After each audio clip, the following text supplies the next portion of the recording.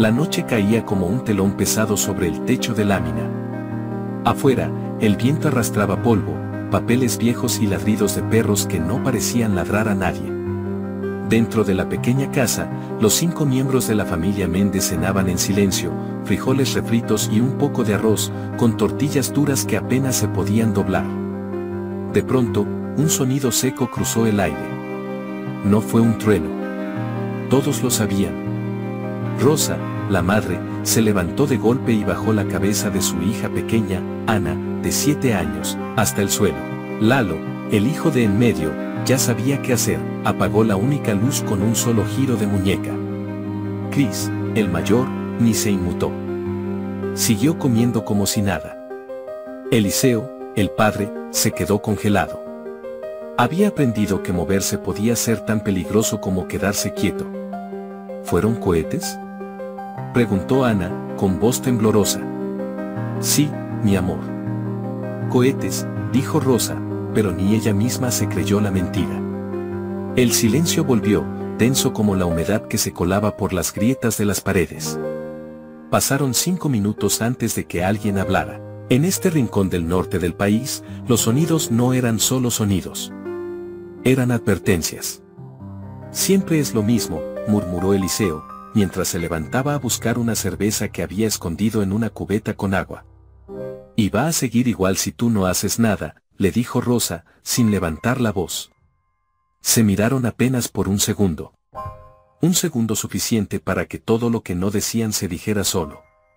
Esa noche nadie durmió bien. Ana se orinó en la cama. Lalo soñó que alguien lo llamaba desde la ventana. Chris salió sin permiso a las 2 de la mañana. Rosa lo escuchó, pero no hizo nada. Estaba cansada de discutir con él. Cansada de tener miedo. Cansada de la impotencia. Antes, los vecinos se alertaban unos a otros, se mandaban mensajes, cuidaban las calles. Ahora, nadie decía nada. Las cortinas cerradas eran lo más que se podía esperar de alguien. Rosa recordaba cuando, años atrás, una camioneta sin placa se estacionó en la calle. 2 hombres con uniforme bajaron y tocaron a la casa del señor Ernesto, el vecino que les regalaba dulces a sus hijos. Nunca lo volvieron a ver. Después, los rumores, que había dicho algo que no debía, que había visto algo, que había ayudado a alguien. Desde entonces, Rosa aprendió a no mirar, a no hablar, a no confiar. Ni siquiera en la gente que vivía bajo su mismo techo. La mañana amaneció nublada. El calor seco seguía, pero el cielo estaba gris, como si el clima también estuviera de mal humor. Eliseo se levantó antes que todos, con la cara hinchada y el ceño fijo. Encendió un cigarro, uno de los pocos vicios que aún se permitía. El café estaba frío. La estufa ya no servía bien y Rosa se negaba a seguir cocinando con leña, como si negarse a hacerlo fuera una forma de seguir teniendo dignidad. ¿Y tu hijo?, preguntó Eliseo, sin nombrarlo. Durmiendo, supongo. Llegó tarde, respondió Rosa sin voltear a verlo. ¿Sabes con quién anda? ¿Tú crees que me dice? Ya ni me ve a los ojos. Eliseo apagó el cigarro contra el fregadero y se quedó ahí, mirando el agua gotear del grifo como si fuera un reloj. No quería decirlo en voz alta, pero lo sentía. Chris estaba haciendo cosas que no debía.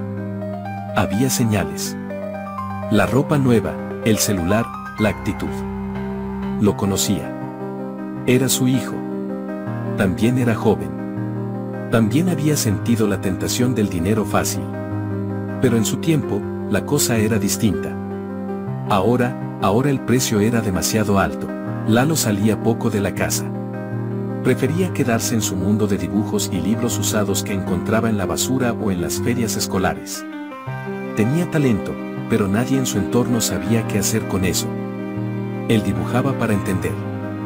Lo que no podía decir, lo ponía en papel: calles vacías, niños con los ojos tapados, casas sin puertas, manos que se estiraban buscando a alguien. Ese día, Lalo escuchó una conversación entre Rosa y su tía, que hablaba desde lejos por teléfono: yo ya no sé, hermana. De verdad, siento que este niño anda metido con esa gente. Anoche volvió golpeado y con un celular caro. Eliseo se hace el ciego. ¿Y qué vas a hacer? ¿Qué voy a hacer? Nada. ¿Qué puedo hacer? Ni a la policía le puedes confiar. Capaz que nos echan más a perder la cosa. Lalo bajó la cabeza. En su interior, algo le dolía. No solo el miedo. Era otra cosa, una desilusión silenciosa. Él había idealizado a su hermano cuando era más pequeño. Pero ahora ya no sabía quién era ese muchacho que dormía hasta tarde y hablaba con frases cortas como si siempre estuviera a punto de irse. Esa noche, hubo una discusión fuerte. Chris regresó con olor a cigarro y gasolina. Eliseo lo enfrentó. ¿Dónde andabas? En la calle. ¿Con quién? Con mis compás. ¿Qué compás? Ya basta. Gritó Chris, golpeando la mesa. ¿Qué te importa? ¿Desde cuándo te interesa? Eliseo se levantó tan rápido que la silla se cayó. Rosa se metió entre ellos. Ana empezó a llorar. Lalo apretó los puños. No me hables así. No en mi casa, gruñó Eliseo. ¿Tu casa? Aquí nadie manda. Espetó Chris. Ni tú. Ni nadie. Cállate, muchacho. Hazme callar, viejo inútil. Y entonces volaron las palabras. Y también un golpe. Eliseo lo alcanzó a medias. Rosa gritó. Chris se fue empujando la puerta. Lalo subió a su cuarto. Ana se escondió detrás del sofá. Rosa lloró en silencio mientras limpiaba los platos rotos que nadie quiso ver. Más tarde esa noche, Rosa miró a Eliseo dormir. O fingir que dormía. En la penumbra, pensó en su hermano mayor, aquel que una vez levantó la voz en una protesta y no volvió jamás. Su madre lloró un año entero y después se cayó para siempre. Desde entonces, Rosa supo que en este país hay cosas que no se dicen, personas que no se buscan y verdades que nadie quiere encontrar. Volvió a mirar a Eliseo. No era el mismo hombre que la enamoró en una fiesta del pueblo. Ese hombre se fue el día en que perdió el trabajo y no volvió a levantar la mirada. El que dormía ahora era una versión triste de él, más cerca del miedo que del amor. Ni siquiera entre nosotros podemos confiar, pensó Rosa. Y lo peor era saber que era verdad. Chris no volvió esa noche. Tampoco la siguiente. Rosa no quiso preguntar, porque preguntar era abrir puertas que tal vez no se pudieran cerrar. Eliseo salía en las mañanas a buscar trabajo, pero cada vez volvía con menos ganas de seguir buscando. Lalo, que siempre había sido callado, empezó a guardar aún más silencio. Ana preguntaba por su hermano, pero nadie le respondía. Una vecina, doña Leti, llegó una mañana con cara pálida. ¿Supiste lo del hijo de los Martínez? ¿Qué? Preguntó Rosa, temiendo la respuesta. Dicen que lo encontraron en un baldío. Que tenía una chamarra negra y unos tenis blancos, igual que los de tu muchacho. Rosa sintió que el piso se abría bajo sus pies. No es él, dijo, sin pensar. Pues. Ojalá que no. Pero si fuera, mejor que te vayas preparando. Aquí ya nadie está a salvo, ni los buenos, ni los malos. Después de que la vecina se fue, Rosa entró al cuarto de Chris. Abrió los cajones. Vio cosas que no sabía que él tenía, fotos con jóvenes que no conocía, una cadena gruesa, una hoja doblada con nombres y cantidades, una navaja. Y una chamarra negra, la misma que doña Leti había mencionado. Esa noche, Rosa no durmió. Solo se sentó junto a la puerta, como si esperarlo bastara para mantenerlo con vida. Lalo empezó a salir solo por las tardes, a caminar por las calles como si buscara algo. O a alguien. A veces se detenía en las esquinas y miraba a los hombres con mochilas grandes y radios que no eran policías pero actuaban como si lo fueran. Otras veces pasaba por el callejón donde decían que se hacían las juntas, esas de las que nadie hablaba, pero todos sabían. Una tarde, un joven alto con gorra lo detuvo. ¿Tú eres hermano de Chris? Lalo no respondió. El joven sonrió. Tranquilo. Tu carnal es listo. Tiene futuro. Pero tú mejor quédate en tu casa. Estas calles no son para niños como tú. Lalo se fue sin decir nada. pero en su cabeza retumbaban las palabras. Tiene futuro. 3 días después, Chris volvió. Flaco, sucio, con los ojos rojos y la voz baja. ¿Dónde estabas?, preguntó Rosa. No te importa. Sí me importa, carajo, gritó ella, rompiendo finalmente ese muro de resignación. Estoy bien. Y no estoy haciendo nada malo. Entonces, dímelo. Mírame a los ojos y dime que no andas con esa gente. Chris bajó la mirada. No puedo. Rosa sintió que algo dentro de ella se rompía. No era enojo. Era tristeza pura. Era perder a un hijo sin que se hubiera ido del todo. ¿Qué va a pasar contigo, Chris? Lo que tenga que pasar. Aquí no hay futuro, jefa. Tú lo sabes. El único que estudia es Lalo, y ya ni eso sirve. A papá nadie le da trabajo. Ana va a crecer con miedo como todos. Yo. Al menos quiero que me teman. Porque si no te temen, te borran. Rosa lo abrazó con fuerza. Y Chris se dejó. Por un momento, volvió a ser ese niño que corría por el patio con los brazos abiertos. Pero solo por un momento. Esa noche, Eliseo le habló a Lalo mientras miraban la televisión sin volumen. ¿Tú me tienes miedo? A veces, respondió el niño, sin mirarlo. ¿Por qué? Porque no sé qué haría si te enojas, o si desaparece Chris. O si mamá se va. O si algo nos pasa. Eliseo sintió que no tenía derecho a llorar, pero lo hizo. Lloró por lo que fue, por lo que no pudo ser, y por todo lo que su hijo ya entendía a los 12 años. Esa misma semana, la camioneta gris volvió a pasar. Lenta, con vidrios polarizados. Se detuvo frente a la casa por unos segundos. Luego siguió. No hizo falta que tocara el claxon o bajara el vidrio. Su presencia bastó para decir, sabemos quiénes son. En esa calle, la gente ya no tenía que hablar para entenderse. El silencio era el nuevo idioma. Y todos lo hablaban bien. Después de la visita silenciosa de la camioneta gris, la familia empezó a moverse como si vivieran dentro de un sueño tenso. Las cortinas siempre cerradas. Los pasos suaves. Las conversaciones, medidas. Ana ya no salía a jugar. Lalo escribía en una libreta que guardaba debajo de su colchón. Rosa comenzó a rezar en voz baja, aunque no sabía si le hablaba a Dios, a su hijo, o a sí misma. Chris empezó a dormir dentro de la casa otra vez, pero nunca estaba presente del todo. Entraba, comía, y se encerraba. A veces hablaba por teléfono en voz baja, otras veces salía por la ventana del patio trasero. Eliseo no decía nada.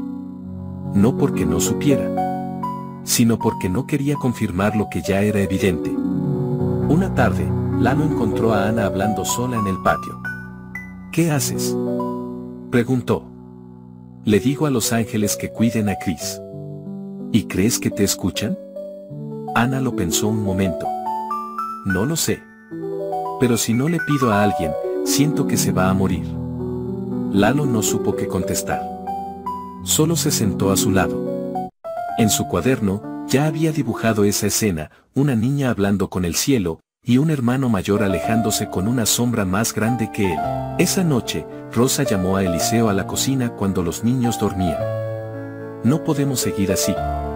¿Qué quieres que haga? ¿Y si nos vamos? ¿A dónde? ¿Con qué dinero? ¿Y cómo nos aseguramos de que no nos sigan? Rosa bajó la cabeza. No tenía respuestas. Solo preguntas. Yo lo que no quiero es que Lalo termine como Chris. O peor. ¿Y tú crees que yéndonos lo resolvemos? Aquí, allá, todos lados es igual. Lo único diferente es quién manda. Rosa apretó los dientes. ¿Entonces qué? ¿Nos sentamos a esperar? No, pero tampoco vamos a entregar a nuestro hijo. Esa última frase se quedó flotando en el aire. Nadie había dicho que debían entregarlo. Pero la idea ya existía, latente. Como un murmullo que viene desde el fondo del pecho. Al día siguiente, una patrulla pasó lentamente por la calle. Dos hombres dentro, uniformados, pero sin placas visibles. Uno de ellos miró directo hacia la casa de los Méndez. Lalo lo vio desde la ventana. Y el hombre, sin decir nada, le hizo una seña con el dedo: silencio. Lalo se apartó con el corazón en la garganta. Rosa lo abrazó sin saber qué había visto, pero lo entendió por la expresión. Chris recibió una llamada al anochecer. Salió sin dar explicaciones. No volvió esa noche. Rosa no durmió. Eliseo tampoco. Ana tuvo pesadillas. Lalo escribió 2 páginas en su libreta, en silencio, apretando el lápiz como si quisiera atravesar el papel. A las 5 de la mañana, alguien tocó la puerta. Fuerte. Seco. Con intención. Eliseo se levantó y miró por la rendija. No era Chris. Eran 2 hombres con chamarras oscuras, sin logos, sin placas, sin expresión. ¿Está Eliseo Méndez?, preguntaron cuando abrió apenas.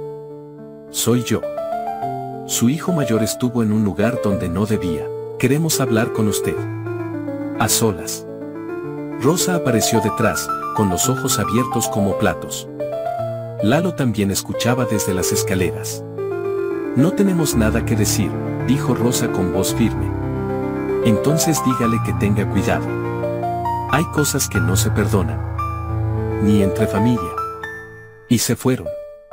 Igual de silenciosos que habían llegado. Pero dejaron algo atrás, una amenaza sin palabras, que pesaba como plomo. Después de eso, Eliseo se encerró en su cuarto y no salió en todo el día. Chris volvió esa noche. Con la mirada vacía. No digas nada, dijo él, al ver a su madre esperándolo. No lo haré, pero no puedo más, susurró Rosa. Lo sé. Y luego, como si fuera la última vez que se verían, la abrazó sin palabras. Y Rosa sintió algo raro en su pecho, miedo, sí. Pero también una forma extraña de despedida. La mañana siguiente fue extrañamente tranquila. El sol salió como si nada hubiera pasado, como si el mundo no estuviera al borde del colapso dentro de esa casa. Pero el silencio no era paz. Era más bien como la pausa que hacen los perros antes de atacar. Rosa preparó café. Eliseo no bajó. Ana no pidió cereal. Lalo, que casi nunca hablaba, rompió el hielo con una frase: ¿qué vamos a hacer si Chris ya no regresa? Rosa no respondió. Solo lo miró como si esa pregunta hubiera estado sonando en su cabeza desde hace días. Ana bajó la cabeza, y con voz bajita, dijo: yo soñé que lo enterraban. Nadie la regañó por decirlo. Porque todos, en el fondo, ya lo temían. Eliseo salió al mediodía. Fue a la delegación, preguntó por Chris. Nada. Fue al hospital. Nada. Fue a los baldíos donde solían dejar cuerpos. Nada. Fue incluso a una casa vieja donde él mismo, de joven, había hecho trabajos sucios para unos tipos que ya ni recordaba bien. Todo en vano. Volvió con los zapatos cubiertos de polvo, la frente empapada en sudor y las manos vacías. No está en ningún lado, dijo. Como si se lo hubiera tragado la tierra. Rosa no lloró. Solo asintió. Lalo se fue a su cuarto. Ana se quedó dormida en el sillón. Y Eliseo, por primera vez, pensó en lo impensable, en dejarlo. En olvidarlo. En hacer como que nunca existió.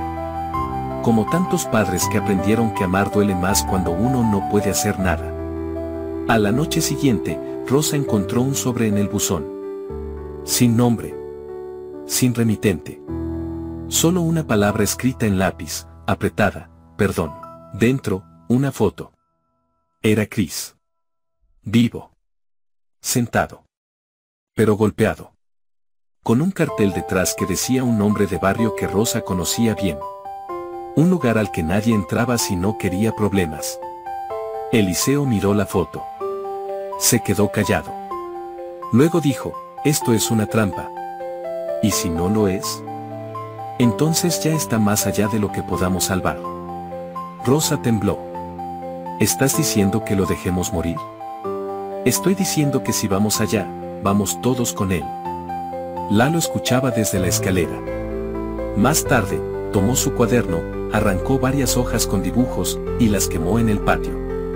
Ana lo vio y le preguntó por qué. Porque ya no quiero que nadie más vea lo que pienso. ¿Te da miedo? Me da miedo que alguien lo use en mi contra. Ana no entendía del todo, pero asintió. Lalo ya no era un niño. Tampoco un adulto. Era algo en medio, alguien obligado a crecer de golpe. Esa madrugada, Eliseo se fue. No dejó nota. Solo un lugar vacío en la cama.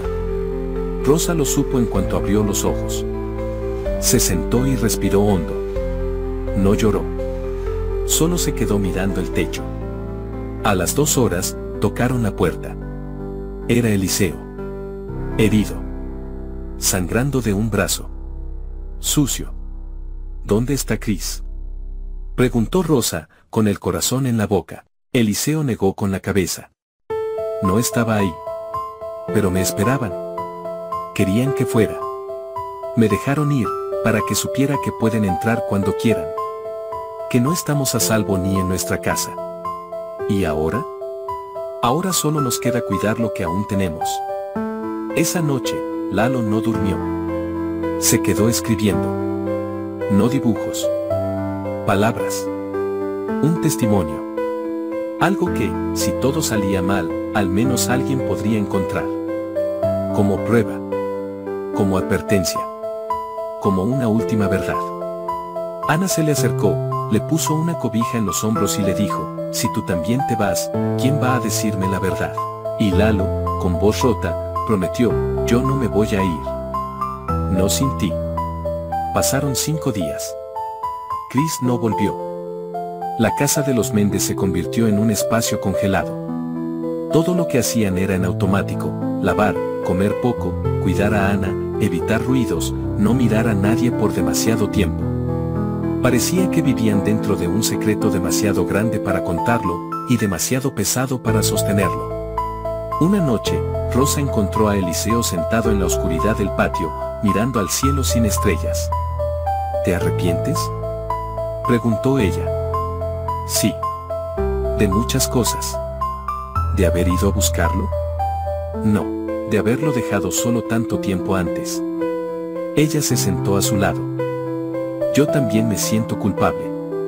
No es culpa nuestra, Rosa. No, pero tampoco es de nadie más. Y eso es lo que más duele. Se quedaron ahí, sin decir nada. Solo escuchando el silencio de una ciudad que parecía dormida pero nunca lo estaba del todo. Lalo se había vuelto más serio. Ya no dibujaba. Escribía. Palabras firmes, claras, como si cada una fuera un ladrillo. Estaba escribiendo una historia. La suya. La de su hermano. La de su familia. Una tarde, lo imprimió. Varias páginas. Luego caminó solo hasta la biblioteca municipal y preguntó si podía dejarlo ahí, en una caja de testimonios anónimos que usaban para talleres sociales. La bibliotecaria leyó el primer párrafo en silencio y solo le dijo, esto es real. Más de lo que me gustaría. Ella asintió, con los ojos aguados. Gracias por no quedarte callado. Esa noche, alguien volvió a tocar la puerta. Otra vez, el silencio. Rosa se acercó con el corazón acelerado. Eliseo también. Lalo abrazó a Ana. Cuando abrieron, había un muchacho tirado en el umbral. Era Chris. Deshidratado, golpeado, vivo. Perdón, fue lo único que alcanzó a decir antes de desmayarse. Lo cuidaron como pudieron. No llevaron al hospital. Era peligroso. Lalo y Eliseo lo limpiaron, lo vendaron. Rosa le dio agua con una cuchara, como cuando era bebé. Pasaron semanas. Chris se recuperó lentamente. No hablaba mucho. Pero algo en él había cambiado. Ya no tenía esa rabia, ese orgullo. Solo quedaba una tristeza dura, de esas que no se quitan nunca. ¿Qué te hicieron?, preguntó Lalo una tarde. Me hicieron ver que no importas, aunque digas que sí. Que siempre hay alguien más arriba, más fuerte, más cruel. ¿Por qué te dejaron ir? Chris dudó. porque saben que me maté solo. Una noche, la familia volvió a cenar junta. La comida era poca, pero el silencio era menos pesado. Ana reía un poco. Lalo contaba algo que leyó en un libro. Rosa servía el té. Chris los miró a todos. Luego dijo, gracias por no rendirse de mí. Eliseo lo miró. Nos fallamos todos. Pero seguimos aquí. Rosa asintió. Todavía estamos vivos. Aunque sea con miedo. La casa no era segura. La calle tampoco. Pero algo había cambiado. No porque el peligro se hubiera ido, sino porque ya sabían que, al menos, se tenían entre ellos. Con heridas, con secretos, con cosas no dichas. Pero juntos. Y eso, en un país como el suyo, ya era mucho más de lo que otros podían contar. Un mes después, en una feria de la colonia, Lalo vio un cuaderno parecido al suyo en una mesa de lectura. Lo hojeó, era su historia, mecanografiada, corregida, firmada como anónimo. Cerró el cuaderno, lo abrazó contra su pecho, y sonrió. Alguien lo había leído. Alguien lo sabía. Y con eso, bastaba.